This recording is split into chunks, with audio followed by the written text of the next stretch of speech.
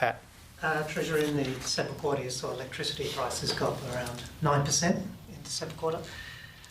Do you think that's the peak in the quarterly growth in electricity prices? And in terms of the household energy relief that I believe you scheduled for the start of April, is there any chance of bringing that forward, or why not bring it forward if electricity prices are rising so quickly already?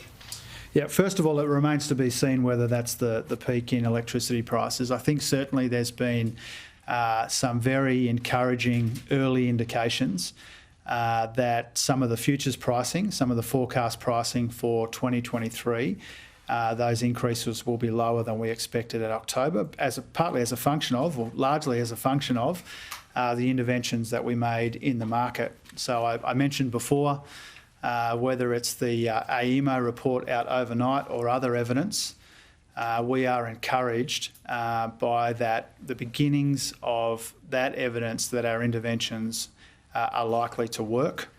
Obviously, when energy prices are such a big part of our inflation challenge, that's been our main priority. We've been working over Christmas to put together the electricity bill relief package. As you would appreciate, Patrick, this involves a lot of negotiation with each of the states and territories bilaterally, and so that takes a bit of time. I want to thank the colleagues who've been engaged with that work over December and January. At the state and territory level and at the Commonwealth level. There's a heap of work that goes into it. It's not just one scheme that applies in identical ways right across the Commonwealth, and so it takes some time.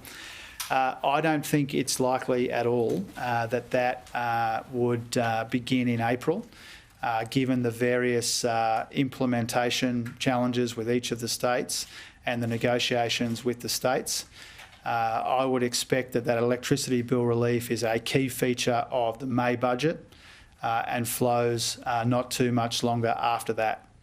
And when it does, it will make a meaningful difference. You know, we are talking here about $1.5 billion in Commonwealth money, in addition to state and territory effort to take some of the sting out of these electricity bills as people receive them. It requires a heap of work. There's a heap of implementation thinking to put in place. My aspiration is that a lot of that work that's happening right now will advance quite quickly. It will be part of the May budget and it will flow sometime after that.